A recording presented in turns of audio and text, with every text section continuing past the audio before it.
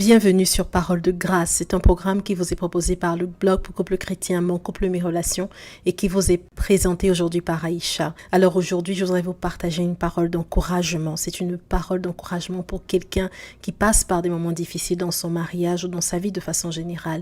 Et j'ai à cœur de vous dire persévérez. Persévérez dans votre mariage, persévérez et ne lâchez pas.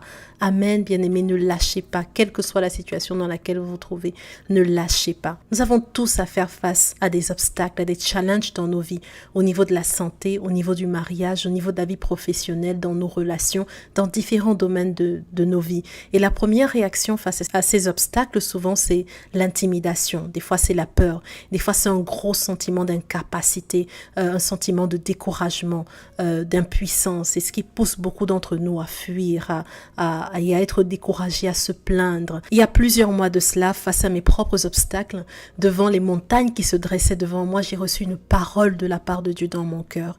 Et voici la parole que le Seigneur m'a dite. Cette montagne est une opportunité pour que la gloire de Dieu éclate. Ne recule pas, avance, affronte-la. Cette montagne ne demande qu'à être déplacée. Chaque obstacle qui se dresse entre toi et ta destinée en Christ est une opportunité pour que la gloire de Dieu éclate. Alors ne recule pas, avance et déplace cette montagne. Et cette parole que j'ai reçue de la part de Dieu m'a boosté, m'a encouragé, m'a permis de persévérer. Bien aimé, ceux qui font des exploits ne sont pas nécessairement des gens qui n'ont jamais peur ou qui ne se sentent jamais inadéquats devant certains challenges, mais ce sont des gens qui choisissent de refocaliser leurs pensées sur la parole de Dieu et de faire des pas de foi. Amen.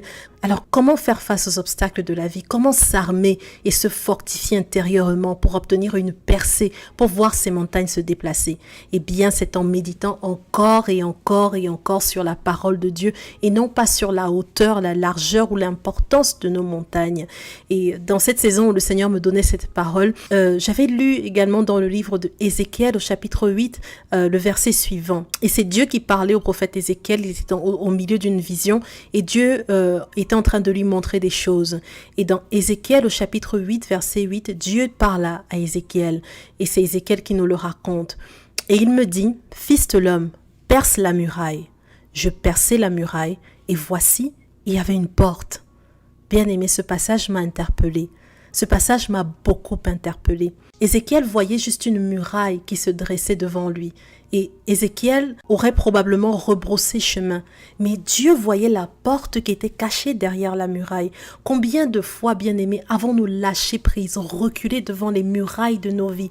Combien de fois nous sommes-nous découragés alors que derrière la muraille, il y avait une porte, la porte d'accès à des clés déterminantes pour nos vies, la porte d'accès à des connexions divines, la porte d'accès à l'élévation, la porte de la gloire, la porte de la faveur, la porte de la restauration du mariage, la porte de la bénédiction financière, la porte d'accès à une nouvelle dimension dans notre ministère, la porte d'accès à une onction plus grande, bien-aimé. Combien de fois avons-nous reculé face à une muraille alors que derrière cette muraille, il y avait une porte? Combien de fois avons-nous rebroussé chemin alors que quelque chose de grand et de bon nous attendait derrière la muraille, derrière l'opposition, derrière la muraille, derrière la barrière, derrière la hauteur qui s'élevait face à nous?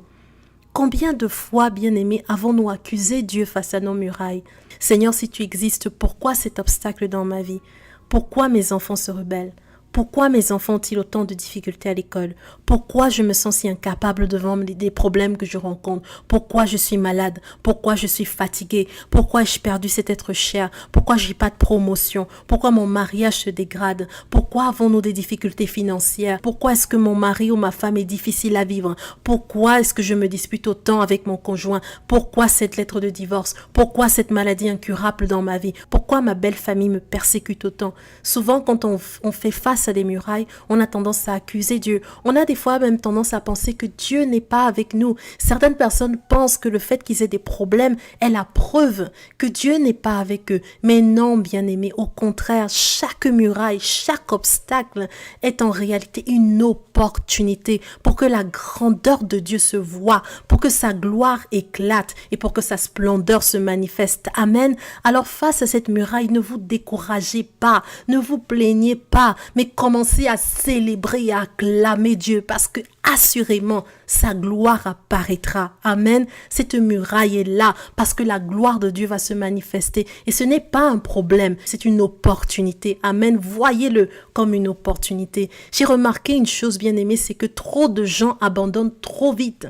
Trop de gens abandonnent trop tôt. Cette difficulté, cette montagne, ce blocage dans leur mariage, dans leur vie professionnelle, dans leurs finances, n'est pas un problème en réalité. C'était pas un problème, c'était une opportunité pour que la gloire de Dieu éclate. Bien aimé, derrière cette muraille à laquelle vous faites face, il y a une porte. Il y a une porte. Alors ne reculez pas, n'abandonnez pas, percez la muraille. Amen. Percez la muraille. Derrière cette muraille, il y a une porte. Amen. Lorsque le peuple d'Israël est arrivé devant Canaan, la première ville qu'il y avait à prendre, et je rappelle que ce peuple était en train de se préparer à prendre possession de leur héritage, la première ville en fait qu'il y avait sur leur route, c'était la ville de Jéricho. Et Jéricho était barricadée. Mais derrière ces murailles, il y avait une porte ouverte vers leur héritage. Si Josué et le peuple avec lui avaient reculé en voyant les murailles de Jéricho, ils auraient perdu leur héritage et ils auraient vécu dans la misère dans le désert. Ils seraient éventuellement retournés en esclavage en Égypte. Mais ils n'auraient pas vu Dieu combattre pour eux personnellement. Ils n'auraient pas vu le miracle de la chute du mur de Jéricho. Ils auraient manqué les bénédictions de Canaan. Et bien aimé, la Bible nous montre que leur persévérance et le pas de foi qu'ils ont fait leur ont permis de voir le bras de Dieu se mouvoir en leur faveur, se mouvoir dans leur situation. Amen. Cette situation par laquelle vous passez n'est pas un problème, c'est une opportunité pour que la gloire de Dieu apparaisse. Alors ne fuyez pas, ne vous découragez pas, percez la muraille. Amen. Dieu ne fait jamais rien en vain. Il ne permet pas certaines difficultés dans nos vies juste pour nous embêter, juste pour qu'on soit dans l'inconfort. Non, derrière la muraille, il y a une porte. Derrière la situation difficile, il y a une porte d'accès à une dimension que vous ne connaissiez pas auparavant. Amen. En Christ, bien-aimés, nous sommes devenus des conquérants. Nous sommes des conquérants par nature et opérons dans la victoire à cause de celui qui vit en nous. Écoutez ce que David disait à ce sujet. David disait dans les psaumes, dans Psaume au chapitre 18, verset 30, « Avec toi, je me précipite sur une troupe en armes. Avec mon Dieu, je franchis une muraille. » Amen. Dans Psaume au chapitre 60, verset 14, il dit « Avec Dieu, nous ferons des exploits. Il écrasera nos ennemis. » Alors, je ne sais pas quelle situation vous traversez en ce moment.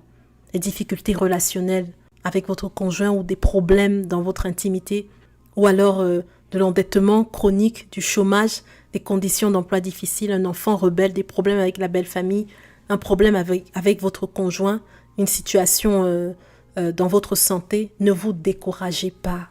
Et ne quittez pas votre mariage, ne quittez pas votre poste pour si peu, ne lâchez pas, mais cherchez la face de Dieu jusqu'à ce que la muraille se perce. Amen. La Bible dit dans le psaume au chapitre 68, verset 28, « Ton Dieu ordonne que tu sois puissant. Affermis, ô Dieu, ce que tu as fait pour nous. » Dieu vous a déjà fortifié. Dieu vous a déjà fortifié car il habite en vous, un puissant conquérant. Christ habite en vous, si vous êtes nés de nouveau. Amen. La Bible nous dit Christ en nous, l'espérance de la gloire, la garantie de la gloire, la garantie que la gloire de Dieu là, qu'on espère, qu'on désire voir se manifestera. Christ en moi, c'est la garantie de la gloire. Alors bien aimés, ne lâchez pas. Ne lâchez pas. Amen. Ne lâchez pas. Je prie que la grâce de Dieu vous accompagne et je prie que le Seigneur vous fortifie. Dieu voulant, on partagera des ressources pour savoir comment se fortifier. Bien-aimés, je prie que le Seigneur vous fortifie. Je prie que le Seigneur vous fasse du bien, qu'il vous, à travers cette ressource, vous encourage puissamment et vous donne cette capacité, cette force dont vous avez besoin pour continuer à résister jusqu'à ce que cette muraille tombe. Amen. Amen. Et je vous encourage vraiment à visiter les blogs moncouplemetrelations.com ou faveurdivine.com sur lesquels je partage pas mal d'enseignements, de ressources qui vont vous aider à vous fortifier dans le Seigneur, à réellement vous attacher à lui. Amen. Et je vous encourage également à vous abonner. Dieu voulant, on partagera des ressources qui vous permettront de devenir de plus en plus fort. Un puissant conquérant habite en vous. Amen. Ne lâchez pas. Amen. Voilà, soyez puissamment fortifiés. Je vous dis à très vite pour une nouvelle vidéo Parole de grâce.